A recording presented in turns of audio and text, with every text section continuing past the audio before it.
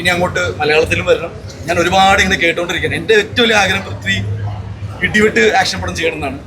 എന്നെ സംബന്ധിച്ച് മലയാളത്തിൽ ഏറ്റവും നന്നായിട്ട് ആക്ഷൻ ചെയ്യുന്ന ഒരു ആക്ടർ പൃഥ്വിരാജാണ്.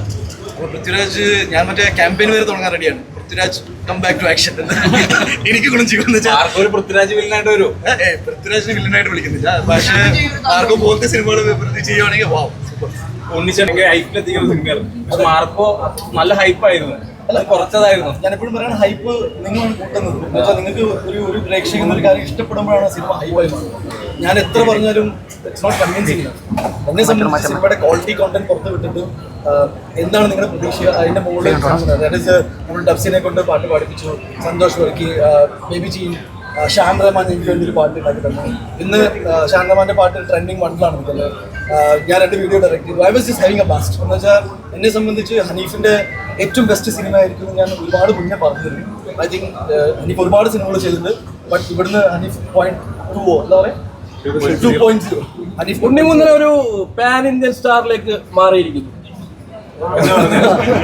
ആക്ച്വലി സിനിമകൾ പാൻ ഇന്ത്യ എന്ന് പറഞ്ഞാൽ നമ്മൾ ഇതുവരെ പ്രൊമോഷനിൽ ഒരു തവണ പോലും പറഞ്ഞിട്ടില്ല ഇതൊരു pan India cinema. I genuinely feel that action സിനിമയ്ക്ക് അങ്ങനത്തെ ഒരു സാധ്യത കൂടുതലാണ്. എപ്പോഴും ആക്ഷന് ലാംഗ്വേജ് ബാരിയർ ഫേസ് ചെയ്യാറില്ല. എന്നെ സംബന്ധിച്ച് നല്ല പ്രൊഡക്ഷൻ ബാക്കിങ്ങും നല്ല നല്ല ടീം ഒരേപോലെ ചിന്തിക്കുന്ന ആൾക്കാരൊക്കെ ഒരുമിച്ച് വന്നപ്പോൾ ഉണ്ടായ ഒരു സിനിമയാണ് മാർക്കോ. ഞാൻ വില്ലനായിട്ട് തന്നെ കാസ്റ്റ് ചെയ്യുന്ന സമയത്ത് ഞാൻ വിചാരിച്ചതാണ് ഇതേ ക്യാരക്ടർ ഹീറോയിട്ട് വരും. അതിൻ്റെ ഒരു പേഴ്സണൽ വാശം കൂടി അത് ഈ സിനിമയിലൂടെ വന്ന് ഈ സിനിമയിലൂടെ നല്ല രീതിയിൽ നമുക്ക് ചെയ്യാൻ പറ്റിയതിൽ ഒരുപാട് സന്തോഷം. ട്രെയിലർ പ്രൊഡക്ഷൻ എങ്ങനെ ഫംഗ്ഷൻ ചെയ്തു, UMF ആണെങ്കിലും ക്യൂബ്സ് ആണെങ്കിലും എന്നെ സംബന്ധിച്ച് ഭയങ്കര എൻ്റെ സുഹൃത്തുക്കളാണ്. അവരുടെ സിനിമകൾ വിജയിക്കണം എന്ന് എനിക്ക് ഭയങ്കര ആഗ്രഹം ഉണ്ടായിരുന്നു. Answer has done the best. I mean ഒരുപാട് സിനിമകളിൽ വർക്ക് ചെയ്തിട്ട് ആൻസർ ഈസ് വെരി സെലക്റ്റീവ്. പക്ഷേ ഇവിടുന്ന് ആൻസറിന് നല്ലതുണ്ടാവും. അഭിമന്യു തിലകൻ സാറിന്റെ ഗ്രാൻഡ് സൺ സിനിമയിൽ അഭിനയിച്ചത്. രമേശ് ഇഷാൻ എന്ന് പറയുമ്പോൾ ഒരു ആക്ടറിൽ വന്നത് ധ്രുവ, യുക്തി, കബീർ, ഫെന്റാസ്റ്റിക്. ഇത് എൻ്റെ മാത്രം മുകുന്ദൻ ഷോ എന്ന രീതിയിൽ ഒരു സിനിമ ഒരിക്കലും വിജയിക്കില്ല. ഞാൻ എന്താ പറയുന്നത്, ഇറ്റ്സ് എ കംപ്ലീറ്റ് പാക്കേജ്. നിങ്ങൾക്ക് എല്ലാവർക്കും റിപ്പീറ്റ് വാച്ച് ചെയ്യാവുന്ന 6-7 ഫൈറ്റ്. ഐ തിങ്ക് എൻ്റെ പേഴ്സണൽ ഫേവറേറ്റ് കോറിഡോർ ഫൈറ്റ് ആണ്. നിങ്ങളുടെ എന്താണെന്ന് ഞാൻ അറിയാൻ ആഗ്രഹിക്കുന്നു. കണ്ടവരുണ്ടോ അവിടെ സിനിമ? നിങ്ങൾ ഏത് ഫൈറ്റാണ് ഇഷ്ടം? ഏത് ഫൈറ്റാണ്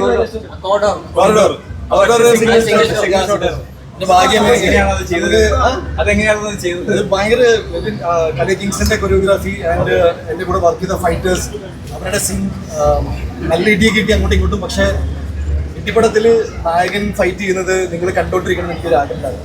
ഞാൻ അങ്ങനെ സിനിമ കാണാൻ ഇഷ്ടമുള്ളതാണ്.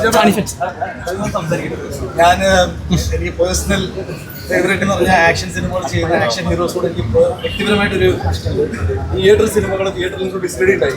ഈ ഡിസ്പ്ലേക്ക് എനിക്ക് ഞാൻ സിനിമയിൽ വന്നതിൻ്റെ മെയിൻ ഒരു ക്യാച്ച് എന്ന് പറയുന്നത് ഇങ്ങനെയൊക്കെ തന്നെ. ഞാൻ അങ്ങനെ വലിയ സിനിമ വായനാണ് സിനിമ പഠിച്ചിരുന്ന ആളൊന്നുമില്ല. പക്ഷേ സിനിമകൾ ചെയ്തു വന്നപ്പോൾ I just felt that at one point of time സിനിമകൾ റിപ്പീറ്റ് ആയിക്കൊണ്ടിരിക്കുന്നുണ്ട്. അപ്പോൾ മേപ്പടിയാൻ തൊട്ടൊരു മാറ്റം 5-6 വർഷം ആക്ഷൻ മാറി നിന്നപ്പോൾ എൻ്റെ ഉള്ളിലൊരു ആഗ്രഹം ഉണ്ട് അത് ചെയ്യുന്നത് കിമ്മങ്കാക്കി ഐറ്റമായിരുന്നു.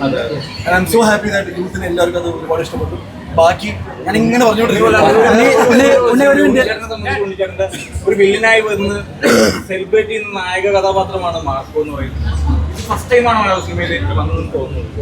അങ്ങനെ നോക്കുമ്പോൾ എന്ത് തോന്നുന്നു, ഒരു വില്ലൻ കഥാപാത്രം ചെയ്തിട്ട് നായകനിലേക്ക് വന്ന ഒരുപാട് സന്തോഷം. ഞാൻ പിന്നെ മനസ്സിലായത് ഡാൻസറും വില്ലനായിട്ടൊക്കെ തുടങ്ങി.